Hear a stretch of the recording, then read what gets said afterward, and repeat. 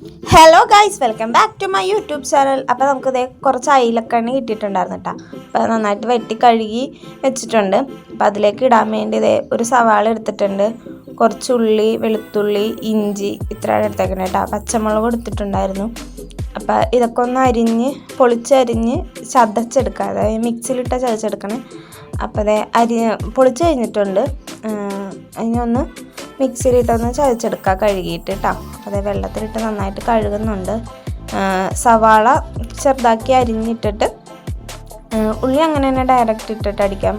വലുതാകുമ്പോൾ അരിഞ്ഞ് കിട്ടാൻ പാടായിരിക്കുമല്ലോ, അതുകൊണ്ട് സവാള ജസ്റ്റ് ഒന്ന് അരിഞ്ഞിടാന്നുണ്ട് കേട്ടോ.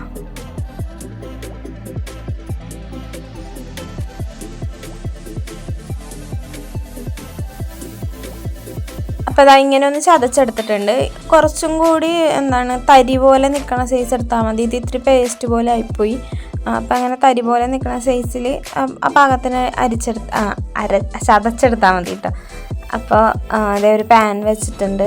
അതിലേക്ക് വെള്ളം വറ്റിക്കഴിയുമ്പോഴത്തേനും ചൂടായി കഴിയുമ്പോഴത്തേനും എണ്ണ ഒഴിച്ച് കൊടുക്കുന്നുണ്ട് കേട്ടോ. എന്നിട്ട് നമ്മൾ നേരത്തെ ചതച്ച് വെച്ച ഉള്ളി, സവാള, ഇഞ്ചി ഇതെല്ലാം കൂടി, വെളുത്തുള്ളി ഇതൊക്കെ കൂടി ഇട്ട് കൊടുക്കുന്നുണ്ട്. എന്നിട്ട് എന്നൊരു ഗോൾഡൻ ബ്രൗൺ കളറായിട്ട് വരുമ്പോഴത്തേനും നമുക്ക് പൊടികളൊക്കെ ചേർക്കാം. പൊടി അധികമൊന്നുമില്ല, ആകെ മുളക് പൊടിയും കുരുമുളക് പൊടിയാണ് ഇതിനകത്ത് മസ്റ്റായിട്ട് വരുന്നത്.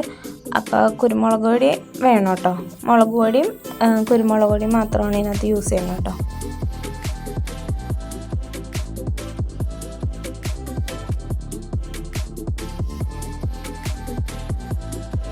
അപ്പോൾ അതാ നല്ല ഗോൾഡൻ കളറായിട്ട് വരുന്നിട്ടുണ്ട്. കുറച്ചും കൂടി മൂക്കണമെങ്കിൽ മൂക്കാം കേട്ടോ. ഇപ്പോൾ ഇത് മതി. അപ്പോൾ മുളക് പൊടി ആവശ്യത്തിന്, എത്ര ചാറ് വെക്കുന്നുണ്ടെങ്കിൽ അതിനാവശ്യത്തിന് എല്ലാവരുടെയും എരിവിന് പാകത്തിന് ഇട്ട് കൊടുക്കുക. ഞങ്ങൾ ഇച്ചിരി എരിവ് വേണം, അതുകൊണ്ടൊരു 2.5-3 സ്പൂൺ ഇട്ട് കൊടുത്തിട്ടുണ്ട്. അപ്പോൾ ഇതൊന്ന് നന്നായിട്ട് മൂപ്പിച്ചെടുക്കുക കേട്ടോ.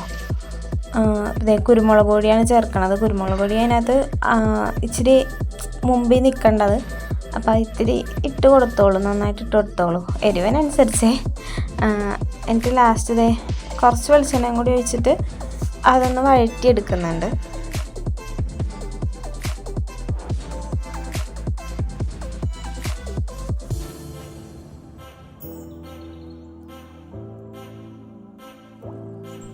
അപ്പോൾ അതായത് നന്നായിട്ട് മൂത്ത് വന്നിട്ടുണ്ട് കേട്ടോ. അപ്പം നമുക്ക് ഇതിലേക്ക് വെള്ളം ഒഴിച്ച് കൊടുക്കാം. അപ്പോൾ ആവശ്യത്തിന് എത്രയാണോ ചാറ് ആവശ്യമുള്ളതെന്ന് വെച്ചാൽ അത്രയും വെള്ളം ഒഴിച്ച് കൊടുക്കുക. ഞങ്ങൾക്ക് ഇവിടെ അത്യാവശ്യം ചാറ് ആവശ്യമുണ്ട്, അതുകൊണ്ട് തന്നെ ഞങ്ങൾക്ക് കുറച്ച് വെള്ളം ഒഴിച്ച് കൊടുക്കുന്നുണ്ട് കേട്ടോ.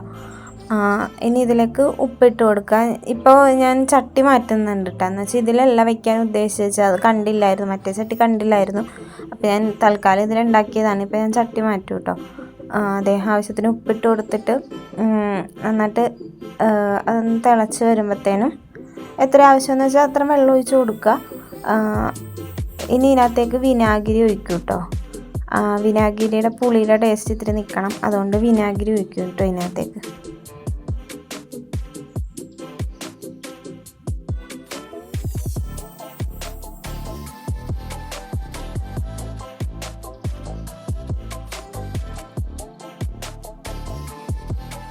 അപ്പോൾ അതാ നന്നായിട്ട് തിളച്ച് വരുന്നുണ്ട് കേട്ടോ. നന്നായിട്ടൊന്ന് തിളച്ചൊന്ന് ഒരു വിനാഗിരി എല്ലാം കൂടി മിക്സായിട്ട് ഒന്ന് തെളിഞ്ഞ് നിൽക്കണം.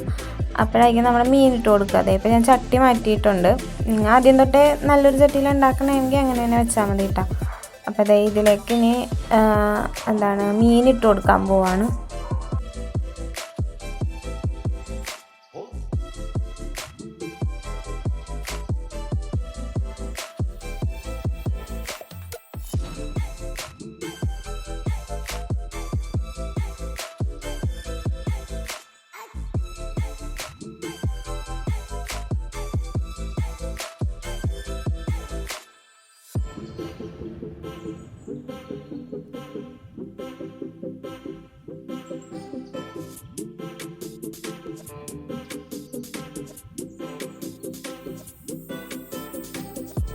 അപ്പം എന്നാൽ മീനൊക്കെ ഇട്ട് കൊടുത്തിട്ടുണ്ട്.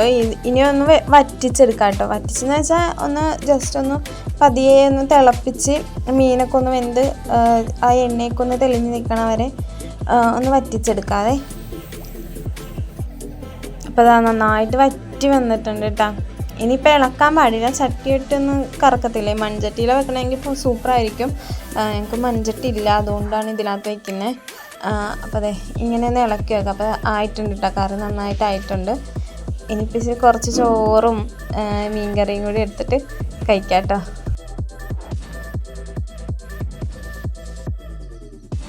അപ്പോൾ എല്ലാവർക്കും എൻ്റെ വീഡിയോ ഇഷ്ടപ്പെട്ടിട്ടുണ്ടെങ്കിൽ ലൈക്ക് ചെയ്യുക, ഷെയർ ചെയ്യുക, കമൻറ്റ് ചെയ്യുക, സബ്സ്ക്രൈബ് ചെയ്യുക. Love you all.